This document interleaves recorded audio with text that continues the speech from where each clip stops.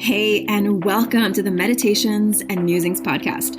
I'm Elena Lipson. I'm a mama, I'm a wife, and I'm the founder of the Divine Self-Care Circle membership and the Virtual Retreat Academy. I don't believe that you have to sacrifice your body, your health, or your family in order to create true abundance and prosperity. I believe in living based on the divine feminine metrics of success, and these include pleasure, play, ease, grace, and a slower pace. Each week, I'll bring you 1 to 2 new episodes. One of these will be a guided meditation that you don't have to do on the meditation pillow, and the other will be a conversation to help you access your inner wisdom, to ignite abundance, and inspire others to do the same. I invite you to join me on this journey back to the magic of a divinely aligned and well cared for you. And now, join me for today's episode. Welcome back to the Meditations and Musings podcast. This is Elena Lipson, your self-care coach, your inner work mentor. And today, we're talking about why guilt is better than resentment. So let's break it down. So if you've been here for a little while, you know that I talk a lot about learning to trust yourself, learning to speak up for yourself, learning to honor your own inner rhythm, learning to honor your own desires. And I help you do that in the Divine Self-Care Circle, which is my self-care membership for 6 years now. My goodness. It's been a while, but this has been, I feel like, my life's work, at least in this phase of my life, to help you to learn to trust your voice, to manage your energy, and to live by your most important values. That is what we do in the Divine Self-Care Circle, where I teach my inner authority framework. And I'll be talking a lot more about it over the coming months.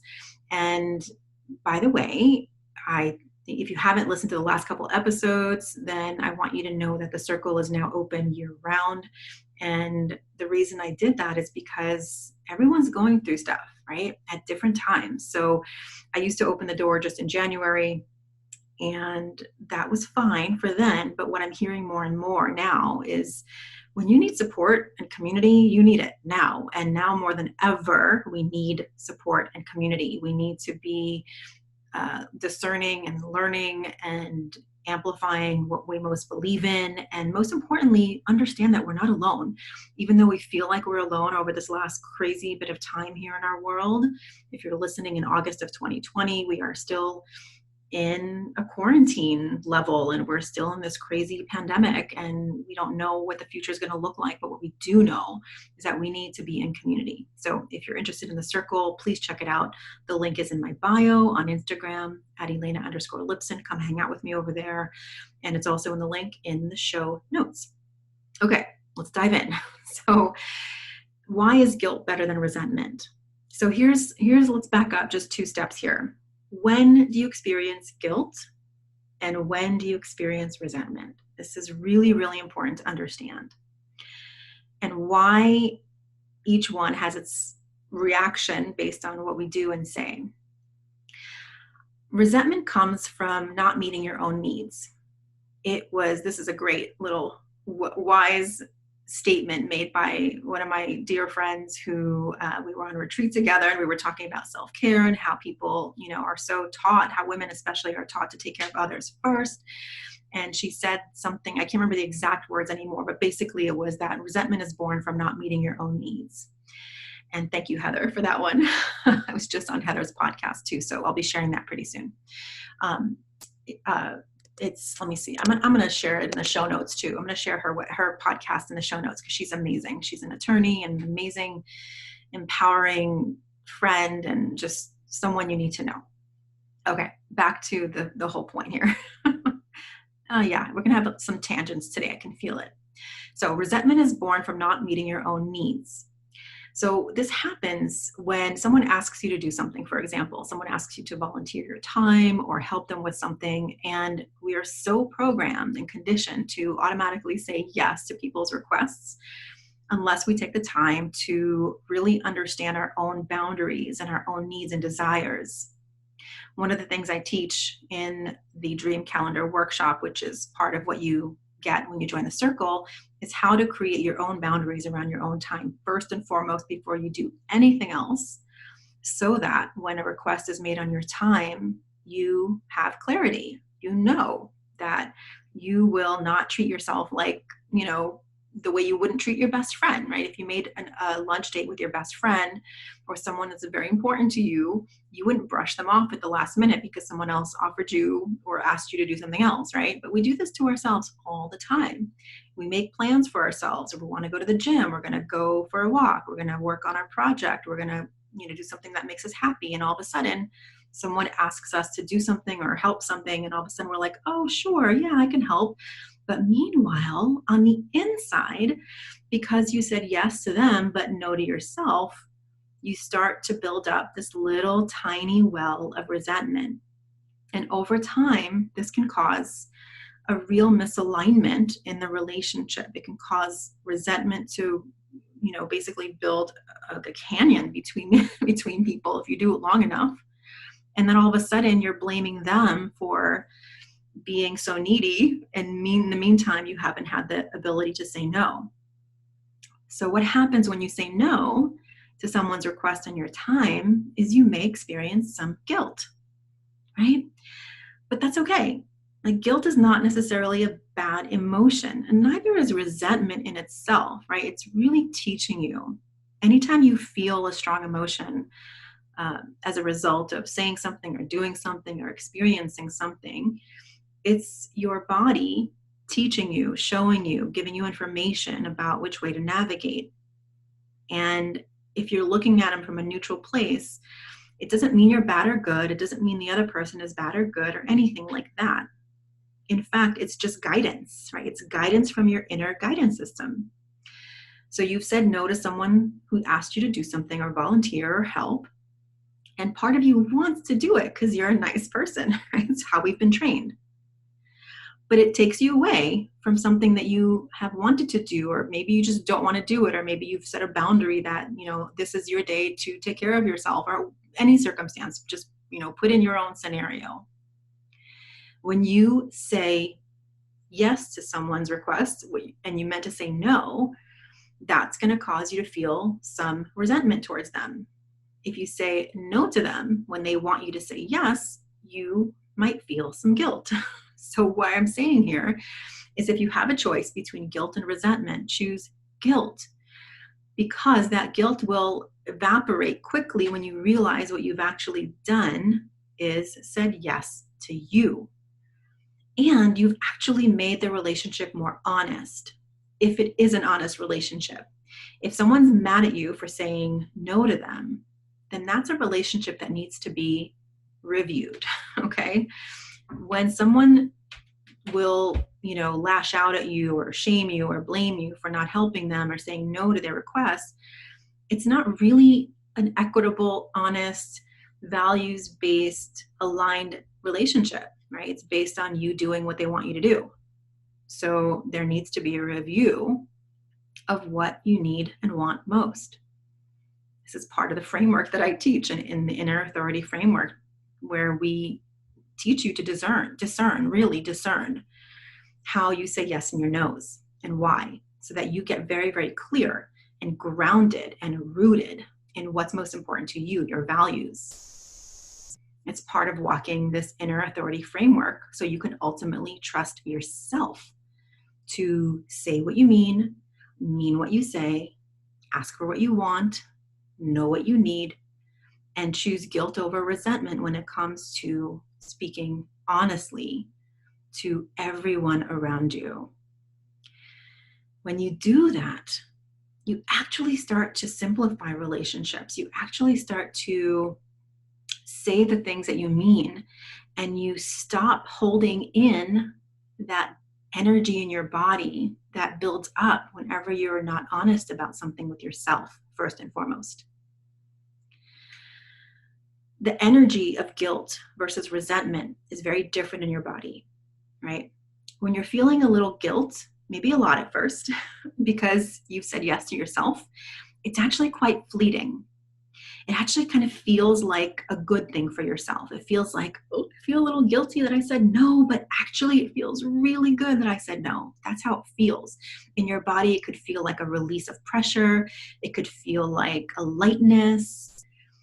But resentment in your body, ooh, that's not good, right? In fact, when you show up with resentment to the other person, it actually feels like a wall between you. It feels like a block.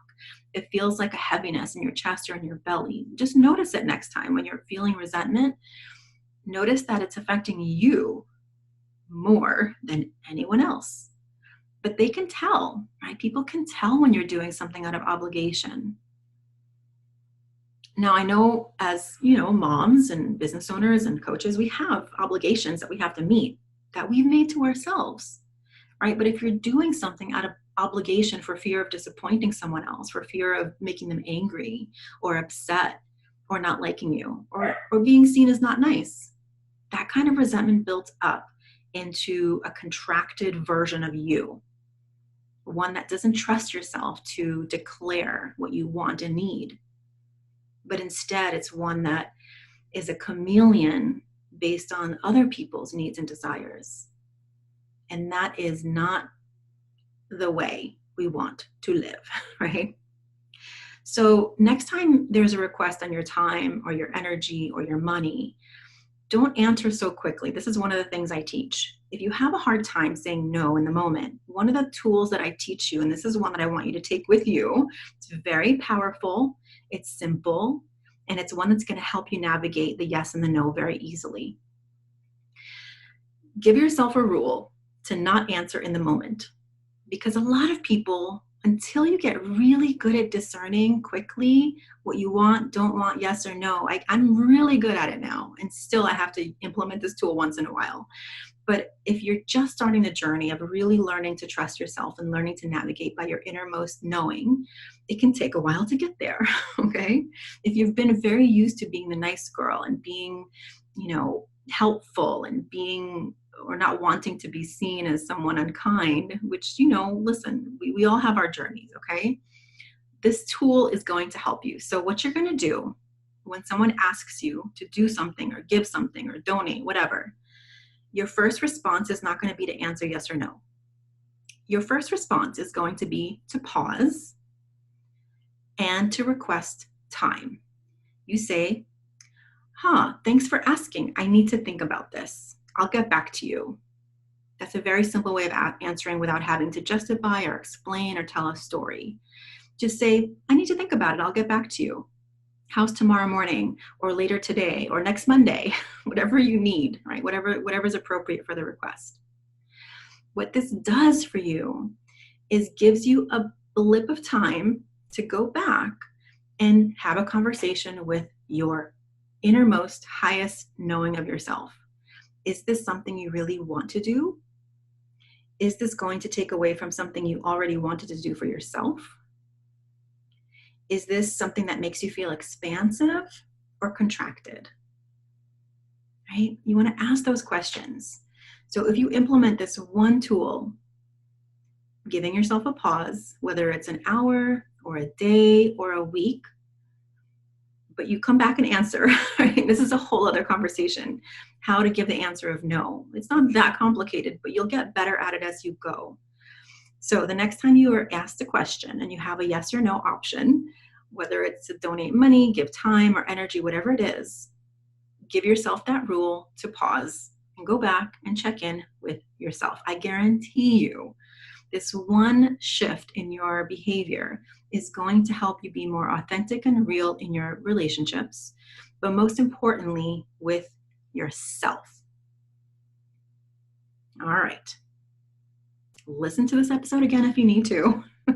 Write down the tool, write down the questions I asked you, because I guarantee you it's going to help you, even though it feels like very scary in the beginning. It can be very voice shaking and, oh my gosh, I can't believe I'm going to say no or not answer yes right away. I promise you, you're going to have more authentic relationships. And if you do have relationships that are solely based on you always giving, and saying yes, those are quickly going to fall away.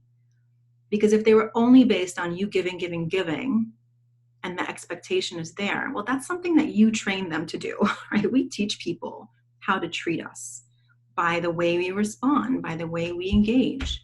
So now you're going to be changing things up. So have a little grace for them and for yourself, but know that this is going to solidify the honest relationships in your life. But it's also going to maybe release some of the relationships that are a little more inequitable. And that's okay, because it'll make space for better connections, more honest connections based on you being real with yourself and others, and attracting people who are also the same way, and honor that in you. Okay. Alrighty, my friend, that's what I got for you today. I need to go get some water. I'm feeling kind of thirsty. So I'm going to go hydrate myself, going to go get some fresh air. And I suggest you listen to this episode maybe 1 or 2 more times, because sometimes when you hear something, your ego is already talking you out of it. And the best way to re-implement and relearn and really engage with the content is to listen to it multiple times. So I hope you do that. If you have any questions, I'd love to hear from you. Find me over on Instagram, Elena_Lipson. And yeah, I'd love to see you over there. Maybe take a screenshot of this. Let me know you're listening and tag me. I love to hear who's listening. And if you have any questions that you want answered on future episodes, just shoot them on over in a DM. And I would so appreciate if you left a review if this engaged with you and you are interested. And I'd just love to hear what you think. Of course, a 5-star review is super appreciated. And the more people review, the more that iTunes shares my show with other people. So I'd really appreciate that. Thank you so much. Take care of yourself, and I'll see you on the next episode of the Meditations and Musings podcast. Thank you so much for listening and learning about the new divine self-care way of being in your life, business, and the bedroom based on the divine feminine metrics of success: pleasure, play, ease, grace, and a slower pace. If you're ready to bust the myth of overwhelm and tap into an inspired start to each day, I've put together a free video series for you to help you start each day with energy, inspiration, and ignite that inner pilot light which attracts joy, magic, and synchronicity. You can access my 3-step magic morning practice to help you ignite your inner light and attract the abundance that you're craving. Head on over to elenalipson.com/gift. And if you enjoyed this episode, I would so love if you share it with a friend, a sister, a mother, a daughter, and please leave a review. That is how the magic starts to ripple out. Here's wishing you a day full of beauty, magic, and divine self-care. I'll see you next time at the Meditations and Musings podcast.